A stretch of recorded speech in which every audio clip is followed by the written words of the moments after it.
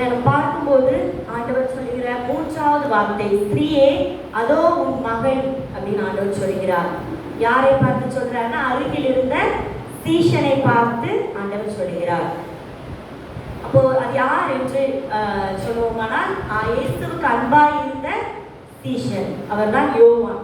ஏன்னா யோவான் புத்தகத்துல நீங்க பார்க்கும்போது யோவான் எந்த இடத்துல எல்லாம் வருவாரோ அந்த இடத்துல தன்னுடைய பெயரை அவர் என்ன பண்ண மாட்டாரு, பயன்படுத்திருக்கவே மாட்டார். அதற்கு பதிலாக அவர் பயன்படுத்துற ஒரு காரியம் தான் இயேசுவுக்கு அன்பாய் இருந்த ஒரு சீஷன். அது அவருக்கு கொடுத்த அவர் இன்ட்ரோடக்ஷன். அதுதான் யோவான் அப்படின்னு அந்த இடத்துல சொல்லாம இயேசுவுக்கு அன்பாய் இருந்த ஒரு சீஷன். இப்போ ஒரு காரியத்தை நம்ம சொல்லுகிறோம்னா, நான் தான் செஞ்சேன், நான் தான் அப்படின்னு நம்ம சொல்றதுக்கு பதிலா அந்த இடத்துல இருந்த ஒரு ஸ்திரீ அப்படி செஞ்சாங்க, அந்த இடத்துல இருந்த ஒரு சகோதரன் அப்படி செஞ்சாங்க அப்படின்னு சொல்லும்போது அது ஒரு தாழ்மையின் அடையாளமா இருக்கிறது. அதே போல இந்த இடத்துல அவர் சொல்லுகிறார், அவருக்கு அன்பாய் இருந்த சீஷனை பார்த்து, அருகில் இருந்த சீஷனை பார்த்து ஆண்டவர் சொல்லுகிறார், அதோ உன் தாய் சொல்லுகிறார். அதே போல தன்னுடைய தாயை பார்த்து, ஸ்திரீயே அதோ உன் மகன் என்று ஆண்டவர் சொல்லுகிறார். நான் இந்த வசனத்தை எடுத்த உடனே அநேகத்தை நான் சொன்ன காரியம் இதுதான். ஆக்சுவலா வீரமாணிக்கத்துக்கு இந்த உபதேசமே தேவையில்லை.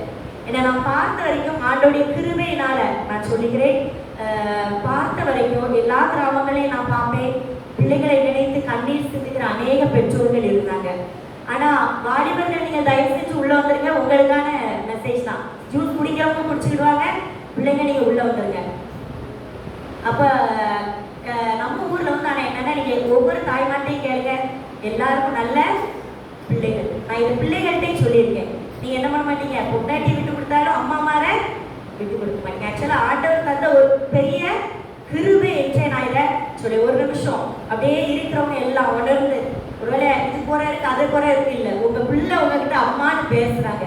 இந்த பாக்கியம் இல்லாத எத்தனையோ பேர் இன்னைக்கு இருக்காங்க. அதுக்காக கண்ண மூடி ஒரு நிமிஷம், ஆண்டவரே என்ன என் பிள்ளை அம்மான்னு இந்த நாள் வரைக்கும், இத்தனை வருஷம் வரைக்கும் ஆண்டவரே என் பிள்ளைகளை கூப்பிடுது, அதுக்காக நன்றி ஆண்டவரே. உங்களுக்குள்ள இருந்த அன்பை என் பிள்ளைக்குள்ள நீங்க கொடுத்துருக்கீங்கப்பா. எத்தனை தடை எத்தனை காரியம் வந்தாலும் என் பிள்ளை, ஏமா எப்படி இருக்கீங்க, ஏமா இதை செய்யட்டான்னு கேட்காத ஒரு நாள் இல்லாண்டவரே, அதற்காக நன்றி நன்றி நன்றி. சரி, அதனால இந்த வார்த்தைகளை என்ன பண்ணலாம், பிள்ளைகள் இருந்தாலும் கொடுக்கலாம். பார்க்க போனா 2 பேர் தான் இருக்காங்க, சரியா?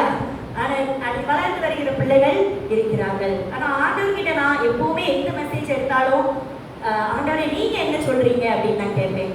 ஆண்டவர் எனக்கு கற்றுக் கொடுத்த காரியம் எனக்கு ரொம்ப பிடிச்சிருச்சு. அப்ப என்னன்னா, அதுக்காக தான் இந்த ஸ்தோத்திர சத்தத்தோடு இதை சொல்லிட்டு அடுத்த ஆண்டவர் சொல்ல விரும்புகிற காரியம், நான் ஏன் என் அம்மா கிட்ட அன்பா இருந்தேன், நான் ஏன் என் அம்மா கிட்ட அன்பா இருந்தேன். எந்த பிள்ளை தன் தாயை கடைசி விட்டு கொடுக்காதுன்னா, தான் தாய் மேல அன்பு இருக்க பிள்ளை என்ன பண்ணாது, விட்டு கொடுக்காது. அப்போ ஆண்டவர் தன்னுடைய தாயை கடைசி வரைக்கும் என்ன பண்றாரு, பார்த்துக்கிட்டே இருக்காரு. ஒருவேளை அந்த அம்மா கூட நினைச்சிருப்பாங்க, ஆண்டவர் இவ்வளவு கூட்டத்துல இவ்வளவு அடி வாங்கிட்டாரு, முள்மூடி வச்சிருக்கு, அவருடைய கண்கள் எல்லாம் மூடப்பட்டுட்டு இப்போ அவருக்கு எப்படி என்ன தெரியும் அப்படின்னு ஆண்டவர் நினைச்சிருக்கலாம். ஆனா ஆண்டவருடைய கண்கள் அவருடைய தாயாரை பார்த்து கொண்டிருந்தது. அது எப்போ அந்த அம்மாக்குள்ள உடைச்சி வெளிப்பட்டுச்சுன்னா, இந்த வார்த்தையை ஆண்டவர் சொல்லும் போதுதான், அதோ உன் மகன். அது வரைக்கும் நம்ம நினைச்சிருப்பாங்க, அவர் எல்லாமே பாவத்துக்காக மறித்து போகிறார் அவ்வளவுதான் அப்படின்னு நினைச்சாங்க. ஆனா ஆண்டவர் இல்ல, நீ எனக்கு ஸ்பெஷல் அப்படின்றத என்ன பண்ணார், அந்த இடத்துல அந்த தாயாருக்கு சொல்லும்படியாக அவளை தன்னுடைய சீஷன் இடத்துல ஒப்பு கொடுத்தார் என்றுதான் நம்ம சொல்லணும். அப்போ இந்த இடத்துல மரியாதை குறித்து பார்க்கும்போது மரியாதையுடைய காரியங்கள் என்ன அப்படின்னு சொல்லும்போது 2 காரியம் தான். ஒன்று, மரியாள் தன்னை கர்த்தருக்கு அர்ப்பணித்தாள். இன்னைக்கு இதை கேட்கிற ஒவ்வொரு தாயாரும் ஒவ்வொரு தகப்பனாரும் நீங்க அதை யோசித்து பார்க்கணும். முதலாவது, ஆண்டவருக்கு தன்னை அர்ப்பணித்த மரியாள். ஏன்னா எல்லாருக்குமே பிறப்பின் நாட்கள்ல நம்ம கேட்ட செய்திகள் தான், மரியாளுக்கு அவள் கர்ப்பவதி ஆனால் கன்னியா இருக்கும் போது இப்படிப்பட்டவங்களை கல்லெறிந்து கொள்ள வேண்டும் என்பது அந்த காலத்தினுடைய சட்டங்கள். ஆனா அவ என்ன பண்ணல, அதை குறித்து பயப்படல. இது எப்படி ஆகும்னு கேட்டா, பின்பாக ஆண்டவரிடத்திலிருந்து அவளுக்கு வெளிப்பாடுகள் கிடைத்த போது, இதோ நான் ஆண்டவருக்கு அடிமைன்னு சொல்லி என்ன பண்ணாங்க, தன்னை முழுவதுமாக ஆண்டவருக்கு அர்ப்பணித்தார். அப்ப அவளுடைய அர்ப்பணிப்பு ஒரு மிகப்பெரிய ஒரு அர்ப்பணிப்பு. ஆண்டவர் எதுக்காக மரியாதை தெரிந்தெடுத்தார், அப்படின்னு நம்ம அநேக தரம் யோசிக்கலாம். ஆனா தெரிந்தெடுக்கிறதுக்கு ஒரே காரணம் என்ன தெரியுமா? அவள் என்ன பண்ணா? அர்ப்பணித்தாள். இதே மற்றொருத்தரா இருந்தா இன்னும் 4 கேள்விகள் கேட்டுக்கலாம். ஆனா மரியாள் என்ன பண்ணல? கேட்கல. அவள் உடனே அதோ நான் ஆண்டவருக்கு அடிமை என்று அர்ப்பணித்தாள். அது மட்டும் இல்ல, ஆண்டவருடைய பிறப்பு வளர்ப்பு காரியங்களை நம்ம பார்க்கும்போது ஆண்டவருக்கு அநேக காரியங்கள் நடக்கிறது. மேய்ப்பர்கள் ஆண்டவரை தேடி வந்து பணிந்து கொள்கிறார்கள். சாஸ்திரிகள் ஆண்டவரை தேடி வந்து பணிந்து கொள்கிறார்கள். இது எல்லாத்தையும் பார்த்த மரியாள் அதில் அழகாக ஒரு வசனம் சொல்லியிருக்கீங்க, எல்லாம் தன் இருதயத்திலே வைத்து சிந்தனை பண்ணி கொண்டிருந்தாள். எல்லாத்தையும் தான் இருதயத்துல வைத்து என்ன பண்ணா? சிந்தனை பண்ணினாள். சரி, இதெல்லாம் சிந்தனை பண்ணினாள். அவர் தேவனுடைய குமாரன், அதனால இதெல்லாம் நடக்குது. அதே இது அவர் எருசலேம் தேவாலயத்திற்கு போயிருக்கும் போது திரும்ப வரல. அப்போ இந்த பெற்றோர்கள் அவரை தேடி போகும்போது ஆண்டவர் சொல்கிறார், நான் தேவனுக்கு அடுத்தவைகள் நான் பிதாவுக்கு அடுத்தவைகள் நான் இருக்கணும் அப்படின்னு சொல்லும் போதும் அந்த வார்த்தையும் அவள் தன் இருதயத்திலே வைத்து சிந்தனை பண்ணி கொண்டிருந்தாள். அப்போ அவளுடைய அர்ப்பணிப்புங்கிறது முழுவதுமாக தேவகுமாரனை நான் வளர்க்கணும், தேவகுமாரை நான் சுமக்கணும், தேவகுமாரன் இந்த உலகத்தில் வெளிப்படுவதற்கு நான் என்ன பண்ணணும்? ஒரு பாத்திரமாய், பிரயோஜனமுள்ள பாத்திரமாய் இருக்கணும். அந்த அர்ப்பணிப்பு அந்த மரியாதைக்குள்ள இருந்தது. ரெண்டாவது நம்ம பார்க்கும்போது ஒருவேளை தேவகுமாரன் பிறந்துட்டாரு, சரியா? இன்னைக்கு ஒருவேளை அநேக பெற்றோர்களை பார்க்கும்போது என் பையன் எப்படி இருக்கான்? டாக்டரா இருக்கான். இந்த வேலையா என் மகன் சொன்னா என்ன பண்ணிடுவான்? உடனே செஞ்சுவான். ஏன் மகன் அப்படின்னு என்ன பண்ணுவோம்? சொல்லுவோம். ஆனா நீங்க பாத்தீங்கன்னா நம்ம மரியாதமா என்ன பண்ணல, எந்த இடத்துலயுமே என் மகன் அவங்க என்ன பண்ணல, தலையை தூக்கி காட்டவே இல்லை. அவங்களும் அவருடைய சீஷர்களை ஒரு தீர்ப்போட என்ன பண்ணிட்டாங்க? நடந்து கொண்டார்கள். இந்த கானா ஒரு கல்யாணத்துல மட்டும்தான் என்ன பண்றாங்க? அவங்களுக்கு திராட்சை ரசம் முடிஞ்சிட்டு செய்திய தன்னுடைய மகன் இடத்துல வந்து சொல்லுகிறார்கள். அப்போ அவங்களுடைய முழு அர்ப்பணமும் பிதாவுக்கு தன்னை அர்ப்பணிக்க, தன்னை ஒப்பு கொடுத்த நாளில் இருந்து அவங்க அந்த அர்ப்பணத்துல இருந்து என்ன பண்ணவே இல்லை, மாறவே இல்லை. அது மாத்திரம் இல்லை, அவர்களுடைய அர்ப்பணிப்பு மாத்திரம் இல்ல, உங்களுக்கு இன்னொரு ஒரு அர்ப்பணிப்பு இருந்துச்சு. என்னன்னா, தன்னுடைய மகன், தன்னுடைய வயிற்றில பிறந்த இந்த இயேசு கிறிஸ்து அவர் மனுஷ குமாரன். இந்த மனுஷகுமாரன், இந்த தேவகுமாரனும் முழுமையாக யாருடைய சித்தத்திற்கு அர்ப்பணிக்கப்பட்டிருந்தார்? அந்த மரியாதால ஆண்டோடைய சித்தத்திற்கு அர்ப்பணிக்கப்பட்டிருந்தார். நான் தான் காலையில் எங்க அம்மாட்ட பேசும்போது கூட கேட்டேன், ஒருவேளை ஒரு தாயா இருந்தா அந்த மகன் அடிக்கப்படும் போது என்ன பண்ணியிருப்போம்? கண்டிப்பா என்ன பண்ணியிருப்போம்? எல்லாரும் முடிச்சு போல பதில் சொல்லுங்க. என்ன பண்ணியிருப்போம்? சொல்லுங்க, சத்தமா சொல்லுங்க, சீக்கிரம் முடிப்போம். அழுதுருப்பீங்களா? அழுகையோட நிப்பாட்டிருக்கீங்களா? நம்ம தாய்மார் தடுக்கிறேன்னு என்ன பண்ணுவோம்? ஏதாண்டு பண்ணுவோம். இவங்க மூலமா போய் ஒரு சாட்சி கொண்டு வந்து நிறுத்திட முடியாதா? இவங்க மூலமா ஒரு வார்த்தையை சொல்லி நிறுத்திட முடியாதா? சரி, இதுக்கும் மேல என்ன பண்ணுவோம்? எதுவுமே முடியலன்னு ஆயிடுச்சு, என்ன செய்வோம்?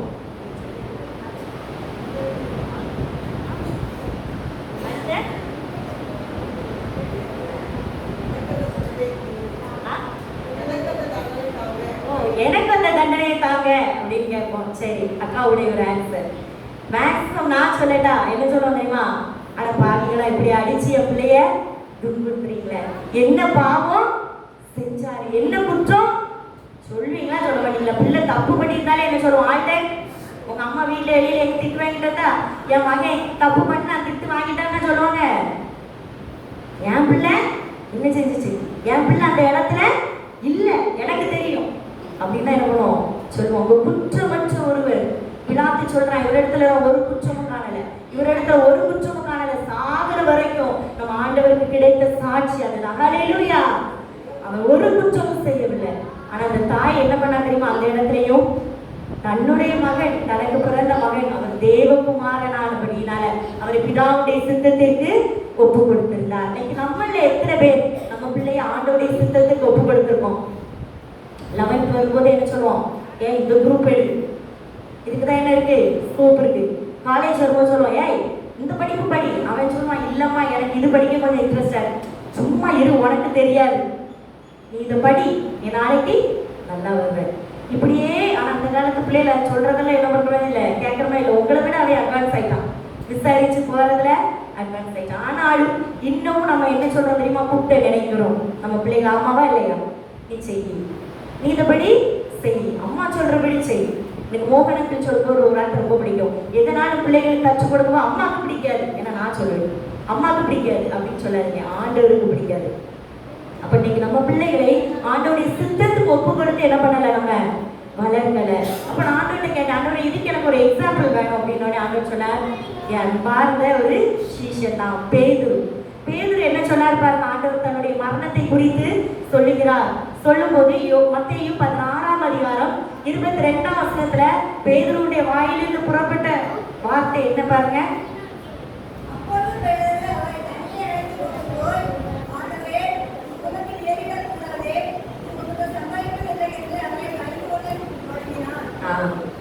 இந்த அம்மாவுக்கு பிள்ளை கண்டிப்பா சொல்லியிருப்பாரு, ஆண்டவர் என்ன பண்ணியிருப்பாரு, கண்டிப்பா நம்ம ஒருவேளை மரியாதைக்கும் ஆண்டவருக்குள்ள ரிலேஷன்ல ரொம்ப கொடுக்கல, ஆனா நிச்சயமா அவர் அன்புள்ளவராக இருந்திருப்பார். ஒவ்வொரு நாளும் தன்னுடைய தாயை விசாரிக்கிறவராக தான் இருந்திருப்பார். ஏன்னா அவர் நமக்கு மாதிரி. நீ இப்படி இருன்னு சொன்னார், அவர் செய்யாம சொல்லவே மாட்டார். அப்ப கண்டிப்பா தன்னுடைய தாயிட்ட எப்படி இருந்திருப்பாரு, அன்பாதான் இருந்திருப்பாரு. அப்ப ஆண்டவர் எல்லாத்தையும் சொல்லியிருப்பாரு. மரணத்து காரியங்களை கூட தன்னுடைய தாயின் இடத்துல பகிர்ந்து கொண்டிருப்பார். ஆனா தன்னுடைய தாய் இந்த வார்த்தையை சொல்லல. ஆனா சீஷன் என்ன சொல்லுகிறார், ஆண்டவரே இது உமக்கு நேரிடக்கூடாது, இது உமக்கு சம்பவிப்பது இல்லை. அவர் சொல்றாரு, இல்ல நாங்க இருக்கோம், யாரும் என்ன பண்ண முடியாது, உங்களை தொட முடியாது அப்படின்னு அவர் சொல்லுகிறார். அப்ப ஆண்டவர் சொன்ன வார்த்தை, எனக்கு பின்னாக போ சாத்தானே. அப்போ அந்த இடத்துல பேதுரு கூட ஒரு ஸ்டெப் முன்னாடி வந்து என்ன சொல்றாரு, ஆண்டவரே இது உங்களுக்கு நடக்கக்கூடாதுன்னு சொல்கிறார். ஆனா மரியாள் ஒரு நாளும் அவருடைய இரட்சணிய ஆண்டவர் இந்த உலகத்துல வந்ததே அவருடைய அந்த இரட்சணிய வேலையை முடிப்பதற்காகத்தான், நமக்காகத்தான். எல்லாருக்கும் விசுவாசிக்கிறவங்க எத்தனை பேரு? ஹல்லேலூயா, ஹல்லேலூயா.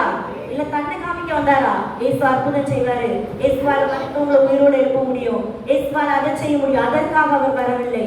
நமக்காக முழுக்க நமக்காகவே மரித்து உயிரோடு எழுப்பத்தான் அவர் வந்தார். நான் ஒவ்வொரு தடவையும் சொல்ற காரியம் தான். ஆனா நான் கர்த்தர் சித்தமான ஜீவனோடு இருக்க வரைக்கும் இதை சொல்ல நான் விரும்புகிறேன். எனக்கு பிடிஎச் கிளாஸ் படிக்கும்போது ஒரு ஐயர்வாள் சொன்ன காரியம், மனுஷன் ஏவாள் எதற்காக பழத்தை உண்டார்? சாத்தா என்ன காரியத்தை சொல்லும் போது ஏவாள் அந்த பழத்தை சாப்பிட்டா அப்படின்னு நீங்க பாத்தீங்கன்னா அவன் சொல்லுவான், இந்த பழத்தை நீங்கள் சாப்பிடும் நாளில் தேவர்களை போல மாறிடுவீங்க அப்படின்னு சொல்லுவான். அப்போ ஏவாள் என்ன ஆசையில அந்த பழத்தை சாப்பிட்டா தெரியுமா? நான் தேவனை போல மாறணும். இந்த ஆசை அவளுக்குள்ள வந்ததுனாலதான் மனுக்குலம் பாவத்துக்குள்ளே சென்றது. ஆனா நம்முடைய ஆண்டவராய் இயேசு கிறிஸ்து என்ன ஆசைப்பட்டார் தெரியுமா? நான் தேவன் ஆகணும் இருந்தவர். அவளுக்குள்ள இருந்த சிந்தை அவருக்குள்ளே மாற்றி அமைக்கப்பட்டிருந்தது. நான் தேவன், ஆனா மனிதர்களுக்காக நான் என்ன ஆக போறேன்? மனிதனாக போகிறேன். இதனாலதான் நமக்கு ரட்சிப்பு வந்தது அப்படின்னு அந்த ஐயா சொல்லுவாங்க. எனக்கு அது ரொம்ப பிடிக்கும். தேவன் மனிதனாக ஆசைப்பட்டார், மனிதன் தேவனாக ஆசைப்பட்டான். இன்னைக்கும் அநேக காரியம் நமக்குள்ள அப்படிதான் இருக்கு. நான் பெரிய ஆளாயிடணும், எனக்கு பேர் கிடைச்சிடணும், என் பேர் எல்லா இடத்துக்கும் தெரியணும், அது ஆண்டவர் செய்வார். கீர்த்தி புகழ்ச்சியுமா வைப்பேன்னு சொன்ன ஆண்டவர் ஒரு நாள் நம்மளை நிறுத்துவார். ஆனா நம்ம அதற்காக என்ன பண்ணுகிறோம்? ஓயாம பிரயாசப்படுகிறோம். ஆனா அந்த இடத்துல நீங்க அந்த மரியாதை சிந்திப்பீங்கன்னா ஆண்டவரின் முழுவதுமாக பிதாவின் சித்தத்திற்கு அவர் ஒப்பு கொடுத்திருந்தார். ஆண்டவரே உங்க சித்தம், உங்க பிள்ளையை நீங்க அனுப்புனது இந்த ரட்சணிய வேலைக்காகத்தான். அப்போ இன்னைக்கு அந்த ரட்சணிய வேலை முடிகிறது. ஆனா அவளுக்குள்ள அதை தாங்கிக் கொள்ளக்கூடிய வழி கண்டிப்பா என்ன பண்ணியிருந்திருக்கும்? இருந்திருக்கும். தாங்கிக் கொள்ள கூடாத ஒரு வழி இருந்திருக்கும். நம்ம பிள்ளையை அடிக்கும் போது பிள்ளை தப்பே பண்ணியிருந்தால் நமக்கு என்ன வரும்? அழுகை வரும். இன்னொரு காரியம், அந்த தாயாருடைய வாயிலிருந்து ஒரு வார்த்தை புறப்படாமல் இருந்ததற்கு அவருடைய வேதனை. நீங்களே நினைச்சு பாருங்க, சில நேரம் ரொம்ப வேதனை வந்துச்சுன்னா அழும்போது என்ன வரும்? வார்த்தையே வராது. ஏசப்பான்னு சொல்லுவோம், அதுக்கப்புறம் என்னதான் வரும்? அழுகுதான் வருமே தவிர என்ன வராது? வாயில வார்த்தை வராது. அப்ப அவளுக்குள்ள இருந்த அந்த வியாகுலம் எப்படிப்பட்டதா இருந்தது? அவ பிதாவை நோக்கி கூப்பிட்டாள், ஆனால் தன்னுடைய வாயை திறந்து எந்த வார்த்தை அந்த இடத்துல சொல்லல. அது பிதாவின் திட்டத்தை சீர்குலைக்கிற வார்த்தையா இருக்கும்னு தெரிஞ்சதுனால என்ன பண்ணல, அந்த இடத்துல அவள் தன் வாயை திறக்கவில்லை. அப்ப இன்னைக்கு பெற்றோர்களாக நம்ம இருக்கோம். நம்ம பிள்ளைகளை குறித்த சித்தத்தை, தேவனுடைய சித்தத்தை அறிந்தவர்களா இருக்கிறோமா? அந்த தேவ சித்தத்திற்கு நேராய் நம்ம பிள்ளைகளை நடத்துகிறவர்களாய் இருக்கிறோமா? இல்லைன்னா என் சித்தத்தின்படி நீ செய். ரெபேக்காள் சொன்னா அப்படிதானே, நீ போ, உன் மேல வருகிற சாபம் என் மேல வரட்டும், நான் சொல்றத நீ செய். இப்ப நீங்க அநேக தாய்மார் அதை தான் சொல்றோம், நான் சொல்றத நீ எனக்காண்டி பேச மாட்டியா, பக்கத்து வீட்டுக்காரி எதுக்கு சண்டை போடுற, நீ உன் அம்மையை விட்டு கொடுத்துடுறா. இது யார் வாயிலிருந்து புறப்படுகிறது? நம்ம வாயிலிருந்து புறப்படுது. அப்ப நம்ம மரியாதை கூட இருக்கிறோமா? ஆண்டவர் அதை தான் சொல்கிறார். மரியாதைக்கு மாத்திரம் அந்த அன்பல்ல, மரியாதை மாத்திரம் நான் திக்கற்றவளாய் விடாமல் இருக்கவில்லை. இதை போல யார் யார் என்னுடைய சித்தத்தை முன்வைத்து நடக்கிறார்களோ அவர்களுக்கும் நான் என்ன பண்ண மாட்டேன், முடிவு பரியந்த கைவிட மாட்டேன். நான் உங்களை திக்கற்றவர்களாக விடேன் என்று ஆண்டவர் சொல்கிறார். ஒருவேளை உங்களை உங்க பிள்ளைகளே கைவிட்டா கூட யார் கைவிட மாட்டார்? ஆண்டவர் கைவிட மாட்டார். அதே மாதிரி மோகனங்கள் சொன்ன ஒரு சம்பவம் தான். ஒரு முதியோர் இல்லத்திற்கு ஒரு நாள் மோகனங்கள் கடந்து போக வேண்டிய காரியம் வந்ததாம். அப்போ ஆண்டவரே நீ என்ன சொல்ல சித்தமா இருக்கிறீர் அப்படின்னு கேட்கும்போது ஆண்டவர் சொன்னாரா, நீங்க உங்கள் நம்பிக்கையை ஆண்டவர் மேல வைங்க அப்படின்னு சொல்லு. இந்த இடத்துல அநேகர் எதுக்காக வந்திருக்காங்கன்னா, தங்கள் பிள்ளைகள் மேல வைத்த நம்பிக்கை, தங்களுடைய சொத்து மேல வைத்த நம்பிக்கை நிமித்தமா என்ன பண்ணியிருக்காங்க, இந்த இடத்திற்கு வந்திருக்கிறாங்க. அதனால நீ ஆண்டவரை விசுவாசிங்க, நாங்க போய் பிரசங்கம் பண்ணு அப்படின்னு. அங்கிள்கே கொஞ்சம் என்னச்சா கஷ்டமாச்சு. ஆண்டவரே அவங்களே கஷ்டப்பட்ட நிலைமையில இருப்பாங்க, அப்போ ஒரு தேய்ச்சிக்கிற வார்த்தையா இல்லாம இப்படிப்பட்ட வார்த்தையை நான் எப்படி பேசுறது அப்படிங்கும் போது அங்கிள் அந்த இடத்துல போய் பேசினாங்களாம். இந்த இடத்துல இன்னைக்கு அநேகர் நீங்க இந்த முதியோர் இல்லத்துல இருக்கிறதுக்கு காரணம் என்ன தெரியுமா? நான் என் பிள்ளையை படிக்க வச்சுட்டேன், என் பிள்ளை என்னை சம்பாதிச்சு பார்த்துக்கிடுவான், நான் என் பிள்ளைக்கு சொத்து சேர்த்து வச்சிருக்கேன், என் பிள்ளை வளர்ந்து என்ன பார்த்துக்கிடுவான். இப்படி நீங்க உங்க பிள்ளைகள் மேல் வைத்த நம்பிக்கை தான் நீங்க உங்களுக்கு கொண்டு வந்து விட்டுருக்கு. அதனால தாய்மார்களே நீங்க தைரியமா சொல்லுங்க, நீ இல்லாதனாலும் பரவாயில்ல, ஆண்டவர் என்ன பாதுகாத்துக் கொள்வார். நீ என்ன பராமரிக்காதனாலும் பரவாயில்ல, என் ஆண்டவர் என்னை பராமரித்துக் கொள்வார். இன்னைக்கு ஒவ்வொரு தாய்க்குள்ள ஒவ்வொரு தகப்பனுக்குள்ள இருக்க வேண்டிய விசுவாசம் அதுதான். சொல்லுங்க, சின்ன வயசுல இருந்தே ஆண்டவர் என் ஜீவன் இருக்க வரைக்கும் என்ன பண்ணுவாரு, என்னை பார்த்துக் கொள்வார். என் பிள்ளை பார்க்கும், என் பேர பிள்ளை பார்க்கும். இல்ல உங்க நம்பிக்கை அங்க கொண்டு போய் வைக்க வேண்டாம். ஆனா பிள்ளைகளை தேவ சித்தத்தின்படி நடத்த வேண்டியது நம்முடைய பொறுப்பு. அதே மாதிரி இன்னொரு ஒரு காரியம் ஆண்டவரத்துல இந்த இதுல நம்ம பார்த்தோம்னா, இன்னைக்கு உலகத்தார்ல இருக்க ஒரு காரியம் என்ன தெரியுமா? எந்த சிச்சுவேஷன்ல யாரு வேணுமோ யூஸ் பண்ணிட்டு பெற்றோர்களை கைவிட காரணம் என்ன? பலன் இருக்க வரைக்கும் நம்மளை வளர்த்தாங்க, இன்னும் கொஞ்சம் பலன் இருக்க வரைக்கும் நம்ம பிள்ளையையும் வளர்த்தாங்க. இப்ப பலன் இல்லை, தேவையில்லை. இதை பெற்றோர்களிடத்துல மட்டும் நம்ம செய்யல, மற்றவர்களிடத்துலயும் நம்ம செய்யணும். சிந்திச்சு பாருங்க, காலேஜ்ல ஒரு வேலை நடக்கணும், ஸ்கூல்ல ஒரு வேலை நடக்கணும்னா பிடிச்சுக்கிடுவோம், முடிஞ்ச உடனே எங்கேயோ போகணும்னா எக்கா வந்துருங்கன்போ, அடுத்த நம்ம அந்த அக்காவையும் மறந்துடுவோம். இப்படி அநேக காரியங்கள் இன்னைக்கு நம்ம மனிதர்கள் நம்ம புத்தியை காண்பித்துக் கொண்டு இருக்கிறோம். ஆனா ஆண்டவர் அதை செய்யல. தேவைக்காக தன் தாயை பயன்படுத்திக்கிட்டு அவர் விடல. நான் கண்ணி பிறப்புல வரணும், நீ யூஸ் பண்ணிட்டேன் போதும், நோ. ஆண்டவர் அந்த இடத்துல தன் தாயை கனப்படுத்துகிறார். இன்னைக்கு இப்படிப்பட்ட சுபாவம் நமக்குள்ளே வர வேண்டும். கடைசியாக ஆண்டவர் தன்னுடைய முதல் வருகையில பயன்படுத்தின ஒரு பெரிய பாத்திரம் யாருன்னா மரியாள். தன்னுடைய இரண்டாம் வருகைக்காக எல்லாவற்றையும் வெளிப்படுத்தின ஒரு பாத்திரம் யார் என்றால் இந்த அன்பா இருந்த சீஷர் யோவான். அப்ப ரெண்டு பேரையும் ஆண்டவர் கடைசியில் என்ன பண்றாரு, இந்த இடத்துல கொண்டு வந்து இணைக்கிறார். நீ இந்த தாயை பார்த்துக்கொள், நீ இந்த மகனை பார்த்துக்கொள் அப்படின்னு ஆண்டவர் அந்த இடத்துல சொல்லி ஒப்பு கொடுக்கிற காரியத்தை நாம் பார்க்கிறோம். இன்னைக்கு ஆண்டவர் நம்ம இடத்துல கேட்கிறது இதுதான், நீ யாராயிருந்தாலும் சரிதான், நீ எனக்கு உகந்ததை செய்யணும், நீ எனக்கு சித்தமானதை செய்ய வேண்டும். அப்படியே கண்களை மூடி நாம் செபிப்போம். ஆண்டவரே இன்னைக்கு அந்த கிருபை எனக்கு தாங்கப்பா, இந்த மரியாதை போல ஆண்டவரே நான் உங்க சித்தத்திற்கு என்னை முழுவதும் அர்ப்பணிக்கணும். வெறுமனை தேவைக்காக மாத்திரம் பயன்படுத்தி விட்டு விடாதபடிக்கு ஆண்டவரே உங்க அன்புக்கு நேராய் என் வாழ்க்கையில யார் யாரை சந்திக்கிறேனோ உங்களை நான் நடத்தணும். ஆண்டவரே அப்படிப்பட்ட கிருபையை எனக்கு தாரும். நீர் அப்படியே எங்களை காத்து பராமரித்து நடத்த போகிற கிருபைகளுக்காக நன்றி செலுத்துகிறோம். இயேசு கிறிஸ்துவின் நாமத்தில் ஜெபிக்கிறோம் நல்ல பிதாவே, ஆமென்.